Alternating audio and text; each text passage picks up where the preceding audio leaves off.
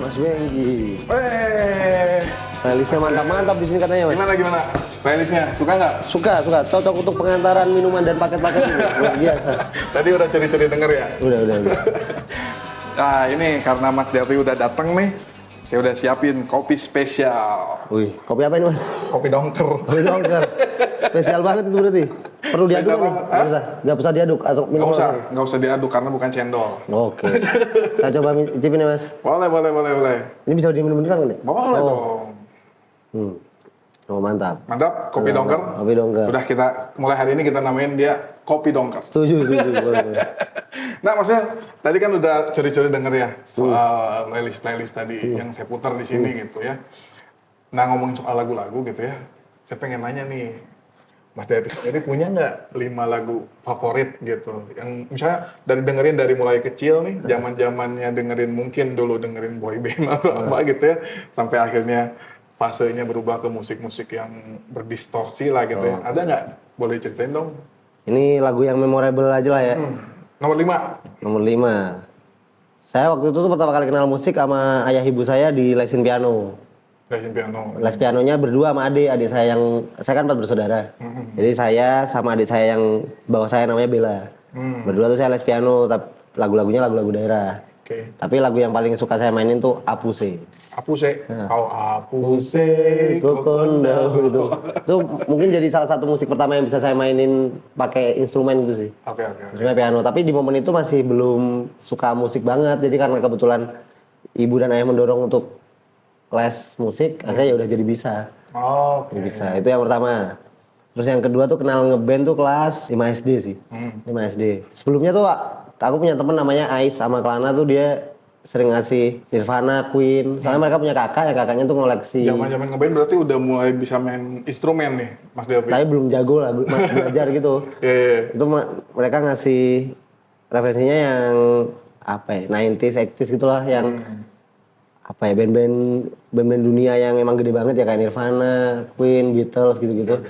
Cuma aku nggak yang nyangkut banget, belum nyangkut banget. Terus kelas 5 SD atau 4 SD aku lupa, ada guru saya namanya Pak Anwar. Dia mendorong kami untuk main musik waktu itu. Oke. Dan ngeband di acara perpisahan kelas 6. Akhirnya yang di cover pertama kali itu karena waktu itu salah satu temen tuh bapaknya bisa main musik, akhirnya dia jadi pelatihnya gitu lah. Oke. Jadi coachnya. Akhirnya belajarnya lagu ini, Anima. Judul lagunya Bintang. Oh, tahu. Tapi aku udah lupa lagunya gimana ya? Anima ya, band anima tahu sih. Iya ada Bintang judul lagunya. Itulah. Itu pertama saya awalnya ngebass, akhirnya main gitar. Lah itu beneran saya hafal lagu terus ngeband gitu pertama kali ngeband. Berarti gitu. itu belum tersentuh yang side stream tuh belum ya? belum ketemu. Masih mainstream lah Mainstream. itu ya. Nah terus itu tuh mulai terpapar yang rada keras tuh gara-gara Avenged Sevenfold ke Indonesia. Teman saya namanya Kelana ini terpapar juga dan cukup terpapar banyak lah, akhirnya dia ngasih influence ke kawan-kawannya termasuk saya. Akhirnya bikin band yang nge-cover Avenged Sevenfold itulah. Karena gitarnya sama teknik mainnya cukup rumit, akhirnya ya Dulu dia awal itu tuh lagu ini ya, Unholy Confession, Afterlife ya, bener-bener. Yang di Drop D itu. Ya, yang bener-bener lagu itu. Itu yang bikin rajin berlatih gitar lagu-lagu itu sih. Oke. Lagu-lagu itu terus. Nah, kebetulan ada temen namanya Aldo, dia tuh bapaknya tuh sering ngebeliin dia DVD sih. DVD. Konser-konser band metal. Jadi bapaknya tuh metalhead, anaknya juga kebetulan suka namanya Aldo ini. Oke. Saya sering main ke rumahnya terus sering nonton. Paling ikonik tuh waktu Avenged Sevenfold live-nya di mana aku lupa, nge-cover Pantera. Oke. Yang Walk. Nah, jadi aku mau lagu ketiganya Pantera yang Walk. Yang Walk. Tapi versi yang di-cover sama Avenged. Itu yang pertama kali saya dengar, setelah itu baru saya ngulik Pantera gara-gara momen itu. Begitu tahu versi aslinya yang Pantera itu sama yang versi Avenged Sevenfold, lebih suka versi yang mana? Yang Avenged Sevenfold tuh ini Mas, jadi ceritanya tuh Avenged cover Pantera. Dia manggil penonton. Nah kebetulan penontonnya suaranya bagus. Oh, Nah, oke. terus cuma sepotong gitu nggak sampai full. Dari sana jadi ngulik Jadi gitu ya. kalau Oke, oke. bagus atau enggaknya tuh bagusannya Pantera asli soalnya full kan. Oh iya. Kalau yang iya. Avenged Sevenfold memorable buat saya sih, soalnya pertama kali ngeliat band ngajak penonton naik, terus kok penonton soalnya bagus banget ya. Jadi ada impresi itunya lah. Oh, oke. Itu pertama kali perkenalan dengan musik keras mungkin ya. Oke, musik keras di situ. Terus akhirnya masuk scene hardcore dan lain-lain. Tapi saya di kelas 6 SD sama 1 SMA tuh ibu saya mulai langganan internet di rumah. Iya, iya, iya. Langganan internet di rumah, terus saya tiap hari jadi googling atau di YouTube musik-musik apapun lah. Baru kebuka tuh keran informasi. Sampai akhirnya nemu Kaskus kan. Oke. Terus di Kaskus tuh akhirnya saya beli CD ini Mas. CD bekas tapi yang langsung banyak gitu tuh, yang kayak misalnya kalau beli CD satuan kan lebih mahal ya. Jadi waktu itu beli 200.000 tuh dapat 10 atau 20 CD gitu dan. Oh, oke. Tapi isinya tuh CD-CD lokal Indonesia gitu. Nah, waktu saya beli tuh yang datang tuh kayak Angsa Serigala, Efek Rumah Kaca, ZK Kaseli, Melancholic Beats, yang gitu-gitulah. Iya. Nah, itu saya dengerin semua kan. Nah, yang waktu itu paling nyangkut tuh Melancholic Beats, soalnya namanya ada beats-nya kan. Menurutku. Jadi waktu saya dengerin lagunya yang nyangkut waktu itu tuh akhirnya masuk TV. Oke. Akhirnya masuk TV itu. Itu lagu keempatnya. Dan akhirnya itu momen pertama saya sadar kalau band-band dengan lirik Indonesia tuh Bisa bagus. bisa bagus, dan ini apa topik-topiknya tuh nyeleneh lah, apa ya? Oke. Nggak biasa. Kayak pemilihan katanya waktu dengerin Efek Rumah Kaca album pertama tuh ada yang lagunya Jalan. Terus ZK Kaseli tuh Wah, itu absurd banget. absurd. Maksudnya buat aku yang kecil gak ngerti liriknya, tapi mereka mainnya kan pakai topeng, pakai binatang-binatangan kan. Jadi ngebuka referensi artistik baru lah buat. Sempat main di ITB juga kan ya itu ya, Jika Sally yang Pasar Seni tahun 2010 Kayaknya, kalau salah. oh iya kayaknya. Bener-bener. Saya taunya waktu itu nonton live-nya gara-gara ini. Radio show. Waktu itu saya SMP kayaknya. Iya. Dan Jika Sally itu waktu kalau nggak salah dulu tiap minggunya dia rilis lagu di internet gitu, terus lagunya Oh, baru tahu ini. ngasal aja gitu. Oh. Ada yang judulnya Bluebird Taxi, Oh, ada yang judulnya Om Patung, macam-macam lah gitu. Keren. Tiap minggu tapi dia. Dan dirilis kalau nggak salah dulu kan ada website tuh namanya Dead Rockstar. Oh, tahu. Sampai sekarang masih ada. Masih ada yang Koerik. Ko Erik ya. Ko Erik sekarang nge-manage band namanya BATDD. Oh. Dia manajernya band itu. Ya terus. Terus apa lagi? Oh ya, keempat tadi Melancholic Beats yang akhirnya masuk TV, itu yang keempat. Terus yang kelima, ini baru banget ya, jadi rada loncat nih, itu kan waktu saya SMP, terus sekarang. Ini fase Delphi hari ini. Hari ini. Kan Dongker baru rilis album sama JJ kan. Season Ranti. Terus buat waktu bikin lagu awal-awal tuh sempat dibingungkan. Kan jadi teknis bikinnya tuh aku Arno sama Zikri tuh ke rumahnya JJ bikin lagu, terus dibawa pulang, aku yang terusin gitu Mas. Jadi aku yang nge-produce atau meracik lagunya biar jadi lagu lah. Nah, itu tuh rada bingung referensinya kayak gimana ya. Jadi aku dengerin banyak lagu, terus sampai akhirnya nemu yang cocok tuh musik-musik indie folk gitu. Indie folk. Indie folk maksudnya indie folk yang kayak Neutral Milk Hotel, Arcade Fire yang kayak gitu-gitu. Soalnya si JJ kan folk banget, terus band-band folk tapi yang rada ngerokan yang indie folk yang apa ya? Bedanya indie folk sama folk kan nge-folk tapi masih ada drum sama gitar elektrik kan. Akhirnya ngarahnya ke sana, terus mulai dengerin band itu. Terus yang waktu itu paling ngena dan akhirnya saya tiru buat salah satu lagunya tuh Phoebe Bridger yang Motion Sickness. Nah di lagu Phoebe Bridger Motion Sickness tuh aku ambil bagian awal sama mood lagunya buat jadi lagu disarankan di Bandung. Di apa? Lagu Dongker JJ yang disarankan di Bandung. Disarankan di Bandung. Awalnya mood drumnya sama mood suasana lagunya mirip lah. Jadi itu yang terakhir. Nah lagunya sendiri kan itu disarankan di Bandung itu seperti dari antitesis dari dilarang di Bandung. Apa memang seperti itu apa gimana nih Mas? Kalau waktu bikinnya mah nggak ada kepikiran ke sana. Dilarang di Bandung sih, terus tapi waktu pemilihan judul. Waktu bikinnya kan emang pengen ngeromantisasi Bandung aja kan, soalnya Mas JJ juga pengen hidup di Bandung. Sempat main film jadi anak SRITB. Cowboy kampus. Terus Dongker di SRITB juga akhirnya bikin lagu tentang itu kan. Terus waktu pemilihan judul istilahnya apa ya, nyari yang clickbait sama ada runtutan bisa dirunut gitu tuh, kenapa lagu judulnya ini ya, mungkin biar kesini akhirnya dipilihlah Disarankan di Bandung.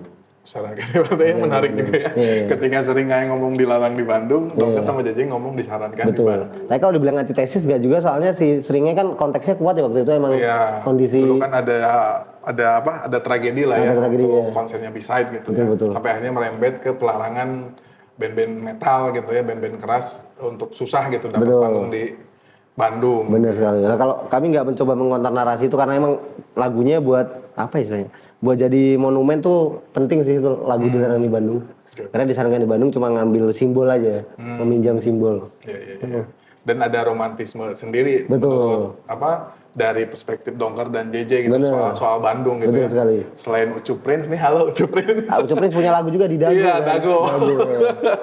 Kalau Mas Del sendiri memandang Bandung seperti apa? Mana-mana seperti apa? Ya? Ah, Kalau udah jadi rumah aja sekarang Mas. Oke. Soalnya saya kan asli Blitar. Dulu mah rumah di Blitar, pulang ke Blitar. Sekarang bisa dibilang pulang ya kalau di Bandung sih. Kalau ke Blitar pulang kampung itu pun di Blitar. Sebenarnya lagi. Soalnya alhamdulillah orang tua juga ada rezeki dan akhirnya kami punya rumah di sini kan. Iya, iya. Karena Dongker pun terbentuk di Bandung. Di Bandung juga ya. Tepatnya di kampus. Betul. ITB gitu ya. Nah, ngomongin soal kampus gitu ya. Saya banyak dengar kabar gitu ya. Kalau Mas Delpi ini sebelum di Dongker juga lumayan aktif lah ya. Aktif di entah itu di kegiatan kampus atau bahkan sebelumnya Mas Delpi juga kerap menginisiasi acara semacam jadi panitia acara lah gitu ya. Nah, itu sebenarnya sejak kapan sih Mas Delpi itu senang bikin movement gitu ya? Atau misalnya menginisiasi sesuatu gitu, bikin sesuatu tuh dari kapan dan kenapa tertarik gitu? Kalau mulai bikin-bikin kayaknya ya dari SMP sih waktu masuk SIN. SMP udah bikin acara? Bikin acara sama bikin lagu lah gitu, standar sih. Tapi bikin acaranya tuh ikut kolektif yang udah jadi maksudnya. Oh, oke. Waktu itu hardcore kan lagi rame tuh di Blitar 2009 ke 2012. Saya SMP kelas 1. Terus ada banyak kolektif kan. Terus akhirnya ya ikut kolektifnya, ikut ngeband doang atau enggak ikut jadi panitia, ikut nongkrong. Sampai akhirnya rekaman bikin lagu tuh dari SMP. Terus sampai SMA band-band tour datang kami bikinin, terus akhirnya mulai bikin rilisan fisik tuh semenjak itu sih seneng gambar, seneng desain tuh dari situ sampai akhirnya ya kuliah aksesnya makin gampang kan soalnya di Bandung. Mau bikin rilisan yang aneh-aneh percetakan di sini ada semua. Mau bikin apa ya, bikin acara vendor yang kooperatif juga banyak atau enggak mau bikin acara musik dengan genre yang beragam di sini juga ada macam-macam. Kalau di Blitar hardcore metal punk sih adanya. Maksudnya genre musik di luar itu jarang banget. Jarang banget apa maksudnya yang muncul ke permukaan. Iya benar. Ya kalau udah jadi yang sampai jadi movement jadi acara tuh hardcore punk sama metal sih yang banyak di sana. Nah, lingkungan kampus sendiri berpengaruh cukup banyak nggak buat Mas Delpi gitu? Oh, berpengaruh cukup banyak soalnya saya waktu kuliah 2015 ke 2020 tuh seringnya di kampus sih, jarang nongkrong di luar. Jadi bikin apa Di kampus, terus ya gitu. benar. Sama teman-teman di sana. Oke. Nah, soal Mupan juga ini cukup erat kaitannya gitu ya dengan JNE yang hari ini support kita nih.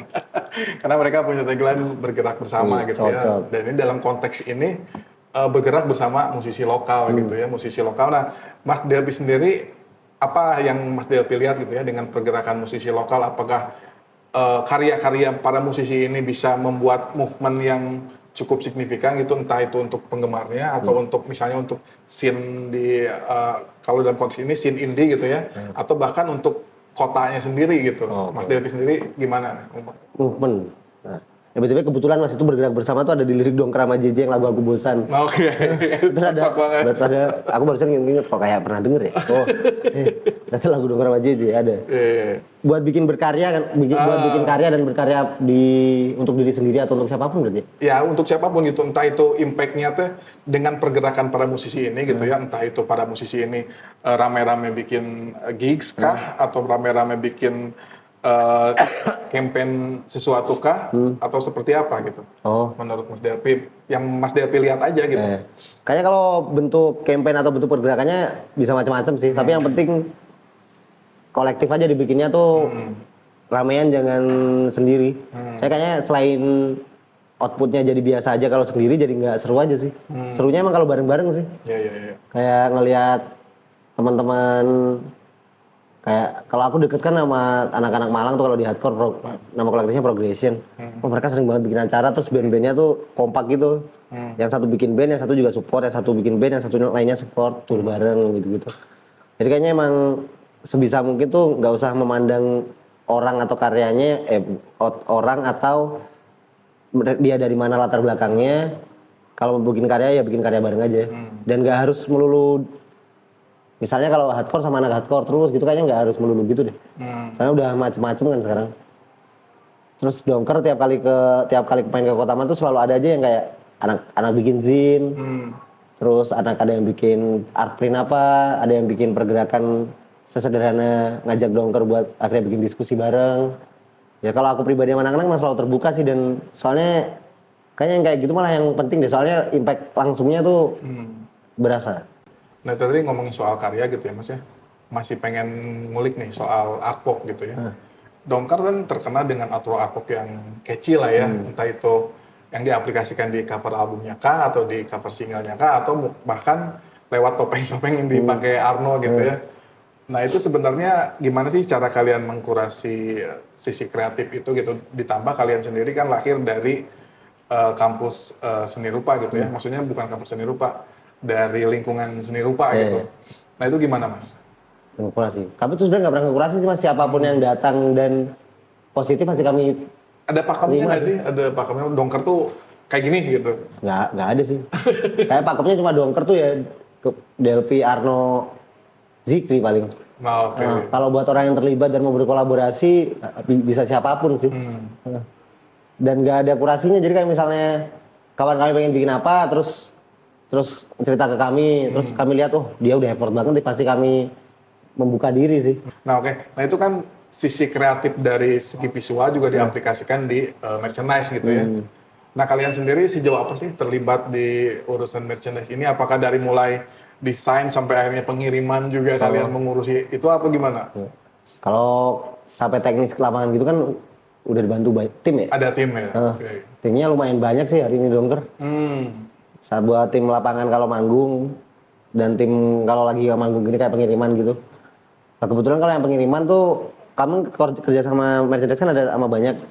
Mungkin salah satu yang cukup rutin sama label saya sendiri namanya Grididas kan. Jadi yang ngirim dari tim-tim yang diajak kerja sama itu. Kayak pernah kerja sama Miracle misalnya dari Bandung, atau sama Bastard of Young tuh. Oh, Bastard of Young. Ya itu ya udah mereka yang ngirimnya sih. Oke. Nah jadi tapi untuk merchandise sendiri sejauh apa impactnya gitu untuk si Dongker gitu? Apakah itu cukup jadi income yang menjanjikan atau gimana nih? Kalau income itu pasti tuh alasan nomor satu sih. Layar keduanya ya buat ngebentuk image band aja. Soalnya kan kadang dan seringnya bahkan ada pesan-pesan yang ingin disampaikan secara subtil kan, atau bahkan yang secara hard banget, yang secara gamblang tuh kayak kami beberapa kali bikin merchandise emang buat donasi kan, buat Palestine atau enggak yang terdekat tuh buat kawan-kawan Dagoelos waktu itu bareng Sukatani.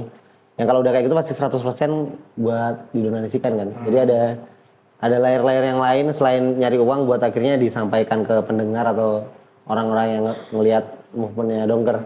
Jadi dari segi bisnis bagus ya soal merchandise ini. Bagus sih, bagus. Ya bagus, sejauh ini bagus sih. Soalnya nggak kayak ini sepenangkapan gue.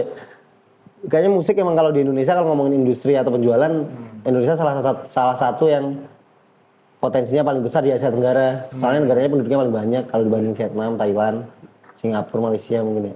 Nah ngomongin soal merchandise pasti erat kaitannya dengan kirim-mengirim kan Mas ya? Karena nggak semua yang beli merchandise itu orang tetangga gitu ya. Bakalan kerepotan juga Mas Devi kalau misalnya tiap mau beli merchandise, COD-an dong, itu pasti bakalan menguras waktu dan tenaga gitu ya. Nah ini saya ada kabar bagus nih Mas Devi nih. Tanggal 29 dan tanggal 30 sampai tanggal 30 November itu ada Harbokir. Apa tuh? Hari Bebas Ongkir. Nah, itu khusus untuk member GLC. GLC apa tuh GLC? GLC itu JNE Loyal Card. Oke. Nah, jadi member lah gitu. Yoi. Kalau Mas Dapi belum jadi member JLC, Mas Dapi bisa ikutan dulu Oke. di jlc.jne.co.id. Oh, daftar online. Daftar online. Mantap. Nanti kalau misalnya udah terdaftar sebagai member JLC, Mas Dapi bisa mendapatkan gratis ongkir tanggal 29 dan sampai tanggal 30 Oke. November gitu. Nanti bisa kirim-kirim merchandise-nya. Ada Lebih itu. menguntungkan Boleh, karena boleh. tidak ada Ongkir. biaya untuk ongkos kirim Betul. gitu. Tapi si pelanggannya tetap bayar ongkos kirim. Oh, siap. Jadi selisihnya dari sana gitu. Oke deh Mas Dapi. Tadi kita udah ngebahas soal 5 lagu favorit Mas Dapi, terus ada movement apa aja yang udah dilakukan Mas Dapi sama Dongkar gitu ya. Boleh diulangi lagi tadi 5 lagunya apa aja nih? Oh, Mas 5 Dapi? lagunya. Yang tadi pertama Apuse ya. Apuse, kedua Anima Bintang. Anima Bintang Anima itu Bintang. lumayan ini. Terus ketiga Pantera Walk. Pantera Walk. Keempat Melancholic Beats yang akhirnya masuk TV. Iya. Tapi namanya udah ganti sih, Majelis Lidah Berduri Ya, kan. Majelis Sudah Berduri. Yang kelima Phoebe Bridger Motion Sickness. Oke, itu dia tadi mungkin bisa dimasukin ke playlistnya teman-teman yang menonton ini gitu ya Mas Dapi ya. Jadi Iya. menambah pembendaharaan lagu juga khususnya Boleh. tadi lagu Apuse dan Anima. Oh, betul. Tapi dari 5 lagu tadi tuh kayaknya nggak ada lagu punknya nih Mas Dapi ya. Nggak ada sih kebetulan. Nah sampai akhirnya kemudian si Dongkar kenapa identik sebagai band punk tuh ceritanya gimana nih? Mungkin ini sedikit tambahan. Kalau itu karena emang waktu pertama bikin pengen mainin 70s punk kan, yang kayak, tapi 70s punknya waktu itu yang ini, yang dari Good Vibration Records yang kayak si Protex, Rudy Big Time, Oke. Undertones kalau yang terkenal mah, Undertones, yang kayak gitu. Dan ya ada power pop gitu sih istilahnya mungkin ya. Dari situ awalnya. Tapi tidak menutup kemungkinan nggak nanti misalnya di album keberapa Dongkar jadi merubah musiknya gitu. Kayaknya udah Jadi nggak ada punk-punknya sama sekali gitu. yang beberapa lagu udah ada yang gitu sih. Sebenarnya kami udah nggak begitu membatasi sih, tapi pada dasarnya aku sama anak-anak emang suka musik agresif kan. Jadi tempo cepatnya kayaknya pas akan terus ada sih. Yang Tapi tempo cepat. nggak jadi, maksudnya nggak jadi terbebani. Harus Jangan kayak punk atau jangan harus tidak kayak punk, sengalirnya aja ya. Iya. Tapi emang suka musik tempo cepat. Jadi akhirnya tetap jadi cepet sih musiknya. Oke. Kecuali kebetulan yang sama JJ, karena sama JJ jadi di dominannya rada pelan sih. Oke. Oke deh, terima kasih banyak Mas Dapi Siap, Mas udah Dapi. mampir ke coffee shop kita nih. Yoi, itu bagus banget ini gambar Mas. Bagus dong, is it drip repeat gitu ya. Dia udah ngopi aja gitu, Oh saya benar. kerja. Oke, siap. Sampai ketemu lagi di Popstore TV Popstore Chat episode selanjutnya. Terima kasih untuk JNE yang sudah menyediakan tempatnya dan udah support di episode kali ini. Tentunya JNE juga mensupport pergerakan para musisi lokal di sini untuk bergerak bersama musisi lokal khususnya di Bandung gitu ya, Mas Dapi ya. Sampai ketemu lagi di episode selanjutnya dengan para musisi yang tentunya selalu punya cerita menarik ya, karena mereka selalu punya cerita-cerita tentang 5 lagu favorit mereka dan tentunya pergerakan apa yang udah dilakukan mereka bersama bandnya atau dengan karyanya yang bisa berimpact cukup signifikan untuk para penggemarnya ataupun para penikmat musik pada umumnya gitu. Terima kasih sekali lagi, sampai ketemu lagi.